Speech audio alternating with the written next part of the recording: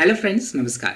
Friends, राजभाषा अधिकारी की परीक्षा, चाहे यह परीक्षा किसी भी संकाय के द्वारा क्यों ना ली जा रही हो, चाहे वो बैंक के द्वारा ली जा रही हो, चाहे वो इंश्योरेंस कंपनी के द्वारा ली जा रही हो, चाहे वो रेगुलेटरी बॉडीज़ के द्वारा क्यों ना ली जा रही हो, सारे तरह के संकायों के द्वारा जो इस तरह की परीक्षा ली जाती है उसके लिए जो अंतिम चयन की प्रक्रिया रखी जाती है वह होती है साक्षात्कार की या इंटरव्यू की। फ्रेंड, इंटरव्यू की तैयारी आपको किस तरह से करना है, किस किस तरह के प्रश्नों पर आपको विशेष तरह से ध्यान देना है, आपको इसके लिए अन्य तरह के अर्थात सभी तरह के पहलुओं पर आपको किस तरह से ध्यान देना है ताकि आप इस अंतिम चयनात्मक प्रक्रिया में एक सफल उम्मीदवार के रूप में उभर करके आ सकते हैं। इन्हीं सब बातों को लेकर के हम लोग आज के इस सेशन में काफ़ी विस्तार से बात करने वाले हैं। फ्रेंड, आगे बढ़ने से पहले थोड़ा जान लेते हैं इससे संबंधित कुछ भ्रांति जो स्टूडेंट्स में देखी जाती है। सबसे पहली भ्रांति यह है कि यह बस एक औपचारिकता मात्र होती है, इसके लिए ज़्यादा सीरियस रहने की आवश्यकता नहीं है। बस जो आप जानते हैं, जो भी ज्ञान आपने प्राप्त किया है, बुकिश नॉलेज जो भी आपने प्राप्त किया, बस उसी चीज़ को लेकर के यह परीक्षा होती है। इसमें औसत मार्क्स दिए जाते हैं। इसलिए क्या है कि जो जानते हैं बस उसको वहाँ पर रख देना है और आपका यदि चयन होने का रहेगा तब आपका चयन मुख्यतः आपके मेंस के पेपर के ही आधार पर होगा। फ्रेंड, ये बात तो सही है कि वेटेज की जहाँ तक बात है, अब मेंस का वेटेज 80% रहता है, तो जो साक्षात्कार का जो वेटेज रहता है वह होता है 20%, अर्थात 80:20 का रेशियो रहता है। किंतु देखिएगा कि ये स्पष्ट है कि इन दोनों ही फेजेस में आप जितना बेहतरीन प्रदर्शन कर सकते हैं उसी प्रदर्शन के आधार पर आपका चयन होना होता है और यह स्पष्ट रूप से आपके नोटिफिकेशन में लिखा हुआ रहता है। इसलिए कोई भी फेज के प्रति आपको किसी भी तरह का लैक्सिटी नहीं रखना है, शिथिलता नहीं रखना है, आपको सीरियस होना है, आपको सिकंदर बनने की आवश्यकता है। किसी भी तरह के नेगेटिव जो भाव है उस नेगेटिव भाव को, नेगेटिव बातों को, नेगेटिव प्रश्नों को नहीं रखना है अपने दिमाग में साक्षात्कार के प्रति।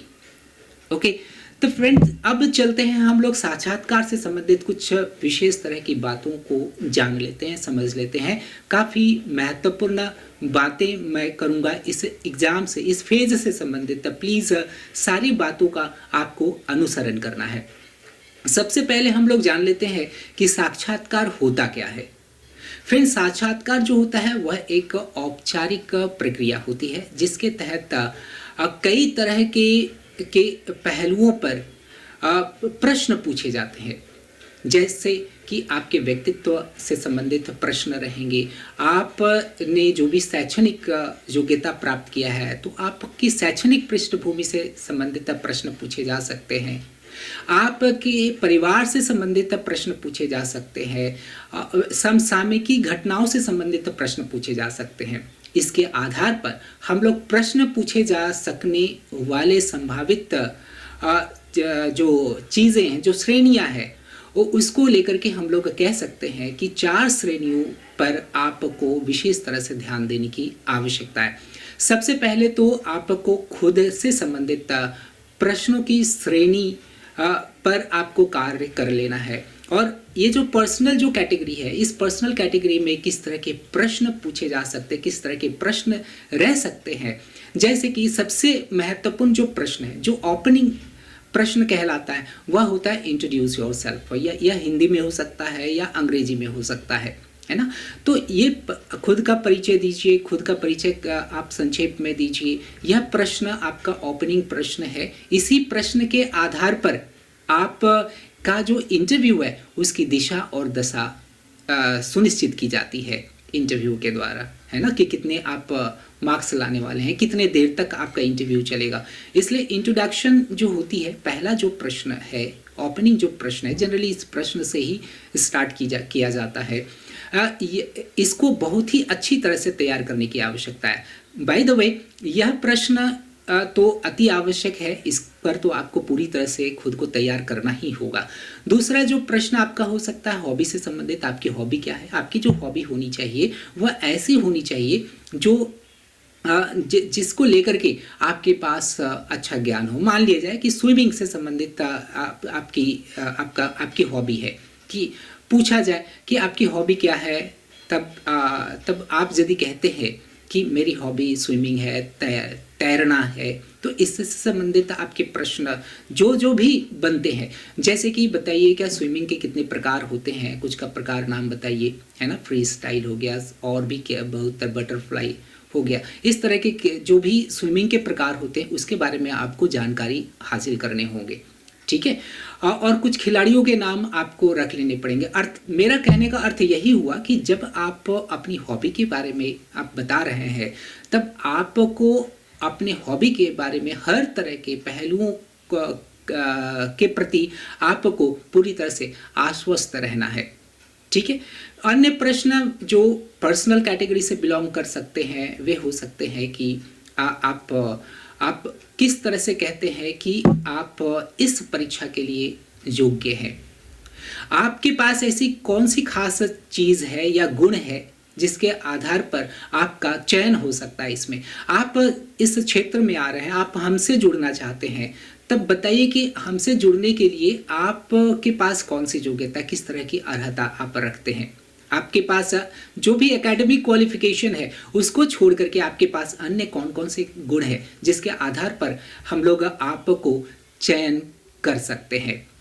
ओके, आपका जो भी विषय रहा है स्नातक में, स्नातकोत्तर में, और उस विषय के आधार पर आप किस तरह से इस क्षेत्र में अच्छी तरह से आप कार्यरत हो सकते हैं, कार्य कर सकते हैं, योगदान दे सकते हैं।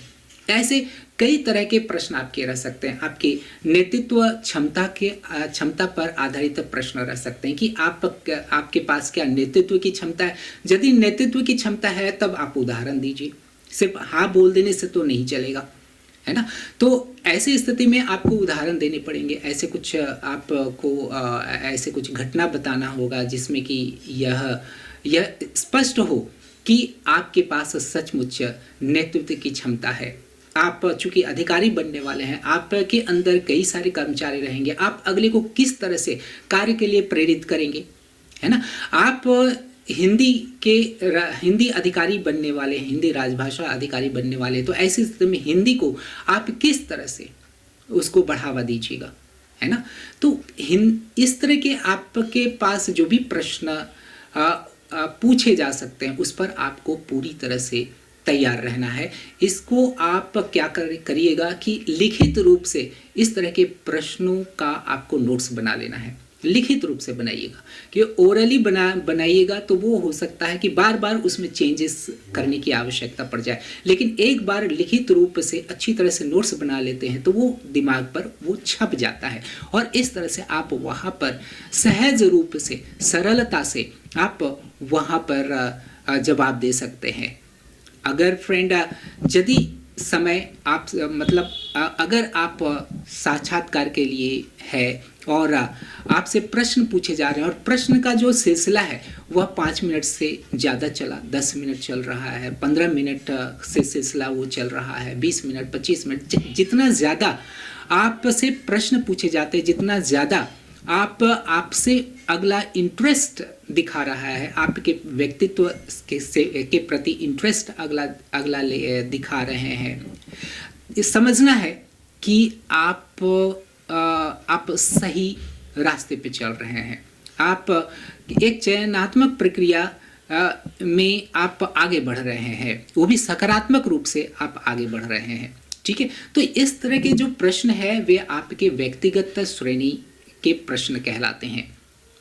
इसके बाद दूसरी तरह की जो श्रेणी है वह आपका क्या है, family background. Okay, family background अर्थात आपका जो पारिवारिक पृष्ठभूमि है, और उस पारिवारिक पृष्ठभूमि से संबंधित कई तरह के प्रश्न हो सकते हैं, जैसे कि आपके पिताजी क्या करते हैं, माताजी क्या करती है, भाई बहन कितने हैं, वे लोग क्या करते हैं। इनसे संबंधित आपको कई तरह के प्रश्न बना लेने पड़ेंगे। पिताजी यदि कोई सर्विस में है, कोई इस तरह के ही सेक्टर में है, गवर्नमेंट अंडरटेकिंग यूनिट्स में है, तब उनके बारे में आपको अच्छी जानकारी रखना है। और इस तरह से आप इस कैटेगरी के लिए आप खुद को तैयार करके रखेंगे। तीसरी जो कैटेगरी है वह है आपका एकेडमिक बैकग्राउंड, आपकी शैक्षणिक पृष्ठभूमि। शैक्षणिक पृष्ठभूमि में ऑब्वियसली आपको हिंदी और अंग्रेजी से संबंधित ज्ञान आपको रखने की आवश्यकता है।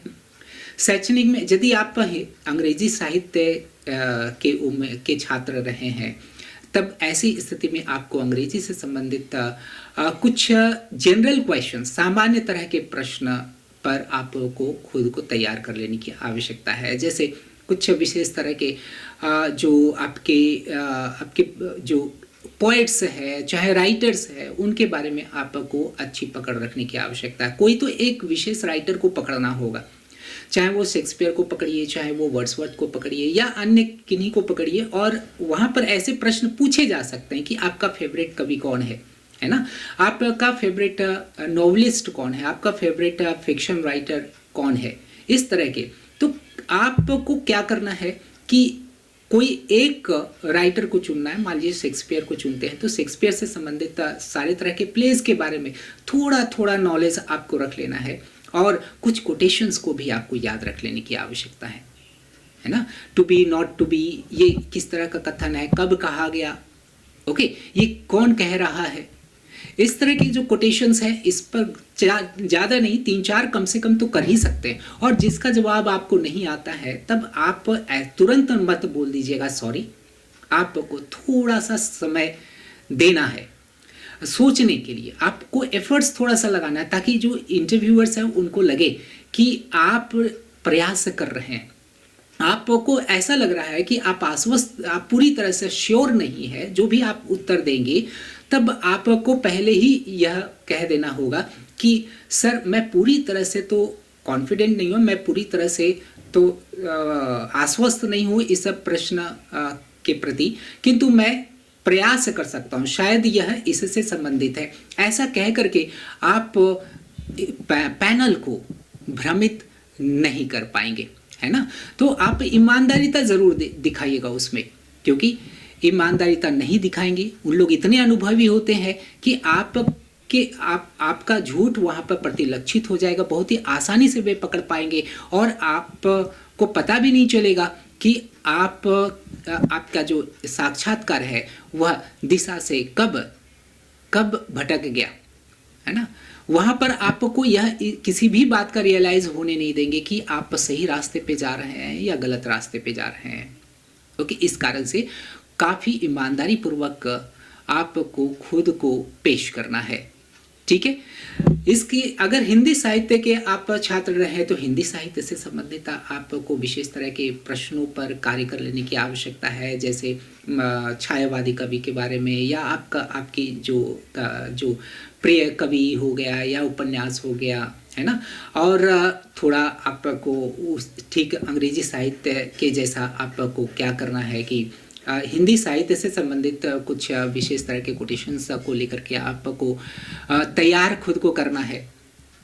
तो इस तरह से आप अपने एकेडमिक बैकग्राउंड को लेकर के खुद को तैयार कर सकते हैं। इससे संबंधित यदि चाहे हिंदी साहित्य के प्रश्न हो, चाहे अंग्रेजी साहित्य के प्रश्न हो, इससे संबंधित आप यदि प्रश्नों की का आप संग्रह लेना चाहते हैं, तब आप हमारे वेबसाइट www.anandamtutorials.com में जाएं। वहाँ पर आपको इसकी काफ़ी संख्या में आपको प्रश्न मिल जाएंगे, आपको उसे लिखित रूप से तैयार कर लेना है अपने उत्तर को, ठीक है। इसके बाद जो अंतिम जो श्रेणी है इंटरव्यू के लिए, वह है आपका समसामयिकी घटनाओं पर आधारित।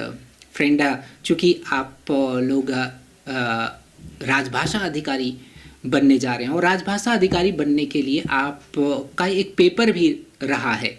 वह कौन सा पेपर रहा है? जीए का पेपर रहा है।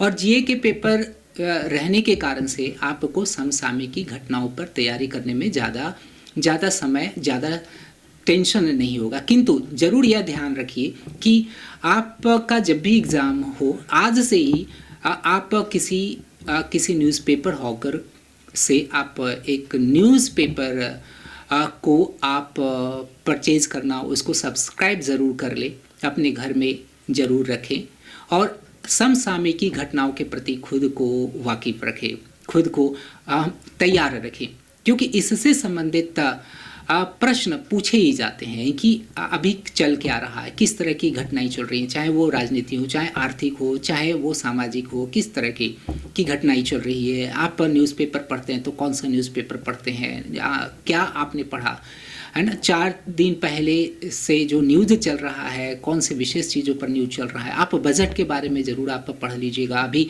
इलेक्शंस अभी चल रहा है, इलेक्शन से संबंधित भी कुछ प्रश्न आपसे पूछे जा सकते हैं। तो कई तरह के प्रश्न आपके समसामयिकी घटनाओं पर आधारित प्रश्न बनते हैं। सारे तरह के प्रश्नों का आपको संग्रह करना है और संग्रह करने के बाद उस पर आपको लिखित रूप से खुद को तैयार कर लेना है। और सारे प्रश्न एक बार तैयार हो गए तब आपको करना क्या है, इसके बाद फिर आपको ओरल प्रैक्टिस करना है ना। वह आप क्या करिए कि घर में कोई भी सदस्य क्यों ना हो तो उनको बस सामने में बैठा दीजिए, उनको दे दीजिए प्रश्नों का वो संग्रह दे दीजिए और उनको कहिए कि मैं आपके समक्ष में बैठा हुआ, आप मेरे से प्रश्न पूछिए, अब मैं उसका जवाब देते चला जाऊंगा। और आप नोट भी करते चले जाइएगा कि कौन से प्रश्न में मैंने गलती किया है ना। अच्छा रहेगा कि किसी एक्सपर्ट के समक्ष में आप खुद इंटरव्यू दें, ताकि वो एक एक चीज़ को पकड़ करके आप में सुधार के लिए पिन करते चले जाएं। तो फ्रेंड, ये रहा कुछ अति महत्वपूर्ण बातें जिसे मैंने आप लोगों के समक्ष में साझा किया। आशा करते हैं कि आप लोग सभी इस सेशन से काफ़ी लाभान्वित होंगे। जैसा कहा गया है कृपया आप वैसा ही करें। आप देखिएगा बहुत ही आसान हो जाएगा, आप एक सफल उम्मीदवार के रूप में उभर करके आ सकते हैं। किसी भी तरह का नेगेटिविटी इस फेज़ के लिए मत रखिएगा कि मुझे इसके लिए ज़्यादा तैयार खुद को करने की आवश्यकता नहीं है। बुकिश नॉलेज जो है जो भी मैंने अभी तक पढ़ा है बस वही मेरे काम में आ जाएंगे, बस वहाँ पर तो बस प्रदर्शन करना है ना। किंतु वहाँ पर बहुत तरह की ऐसी चीज़ें होती है जिस पर आपको ध्यान देने की आवश्यकता है। कैसे आप एंट्री ले रहे हैं, है ना। आप एंट्री ले रहे हैं तो किस तरह से आप सभी को अभिनंदन करेंगे। तो बहुत तरह के ऐसी चीज़ें हैं जो आपको सीखने हैं, करने हैं प्रैक्टिकल तरीके से। ओके, हम लोग अगले सेशन में कुछ अन्य तरह की विशेष बातों को लेकर के हम लोग चलेंगे। मिलते हैं अगले सेशन में। Wish you all the best. Thank you very much.